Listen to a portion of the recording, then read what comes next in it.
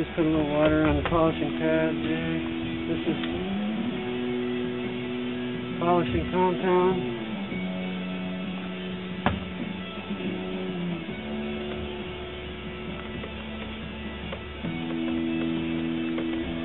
Here we go.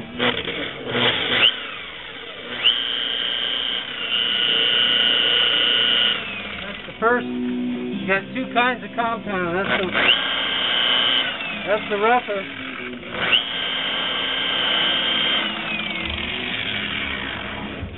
And this compound here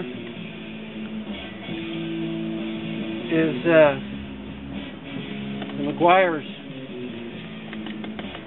special stuff, super fine.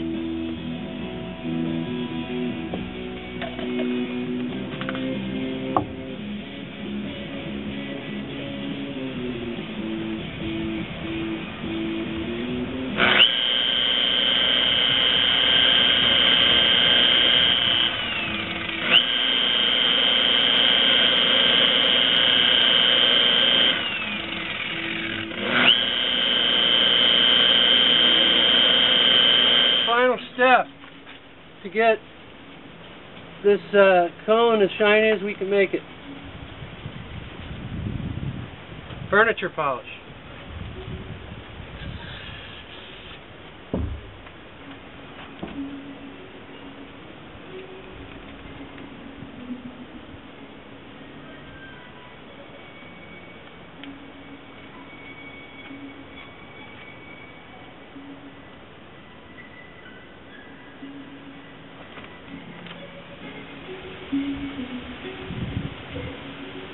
Okay, there you go.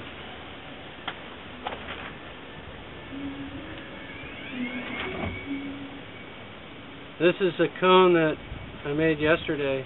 The one I made today is still drying. But it's the same ingredients. Got your tiger's eye with your crop circle coil there. There's an OPE shell behind that. And then there was hematite, olivine or peridot it's also called, and one quartz crystal. You got your steel shavings and your brass shavings. The back could be made just as shiny, but since I was showing the camera how I put the resin on, it hardened a little bit too fast in the sun. But that could be shiny, but it's on the bottom anyway, for now.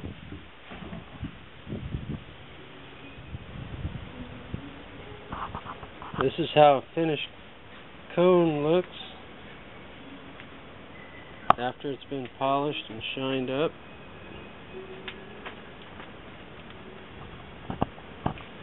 The coil at the top is copied from a crop circle. It's also like the shape of a galaxy, but it has the beads on the end the way the crop circle showed it. And then a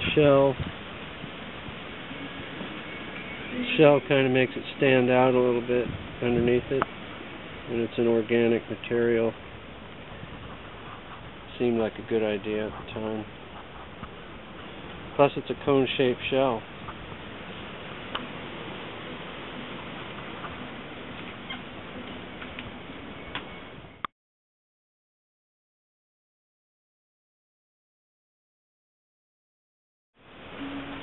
This is the charger. It's got the Orgone base and your 6 pipes. And then down inside there is where I charge up the Orgone devices.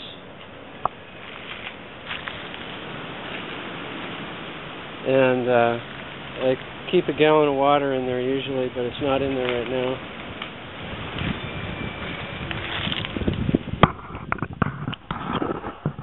You can see I got a cone sitting in there right now. These are the olivine rocks that I find down by the ocean. and they're sandstone with pieces of olivine and iron. I think there's iron in there. There's iron all over the island here from the volcano. And there's obsidian. The black specks that you see are obsidian, and the green specks are the olivine. So it's all encased in the sandstone. This is the surfacing agent. The reason you need this is because the resin is laminating resin, which after it's hard, after you catalyze it, it cures. It stays a little bit tacky, so you can glue the next part onto it, do another lamination. But if you want it to be sandable, you add the surfacing agent, which is paraffin wax dissolved in styrene monomer. And the laminating resin, with its sealed against the air, like on the inside of this glass here, then it goes all the way hard. But on the top part here, where it's exposed to the air, it won't go all the way hard unless you add this surfacing agent. But if you don't have the surfacing agent, you can just put regular wax on after it hardens. You know, it hardens a little most of the way, but it stays tacky. So you could just wax it with paste wax after that if you don't have this surfacing agent, and it will still harden enough to sand. Unless you don't care if it stays tacky, but it's sticky on your hands and you can't sand it when it's tacky. You can sand it a little bit, but it gums up the sandpaper. So that's the reason why you got to have sanding resin. This turns the resin into sanding resin. See, this here is surfboard laminating resin, polyester. You can use any kind of resin to make these Orgone devices. This is just the one I use because we make surfboards here. And it's handy. It dries nice and clear. You can use casting resin if you want it to be clearer. I've tried it, and it doesn't seem to work that much better because we put the metal in, and the metal keeps the resin from cracking when it dries. It disperses the heat, so you don't really need to use casting resin, although you can use it. And mold release, that's good stuff. The hardener, you buy it by the gallon to make surfboards because you use it all the time. It's dangerous stuff, toxic. You got your dispenser. It's marked in cc's.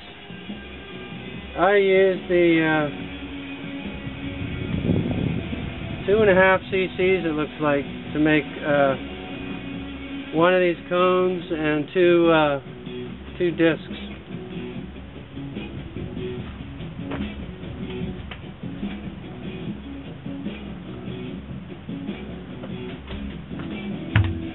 Here's the UV cured surfboard laminating resin.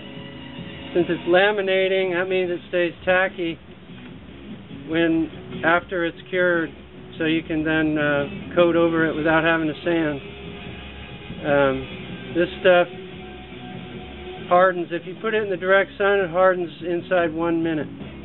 But if you keep it in the shade, you've got, it says working time is unlimited, but basically you'd have to be working in the dark for it to be unlimited. So the more light you have, the faster it's going to go off. So in the shade it might take like 10 minutes, but in the direct sun it's like under a minute.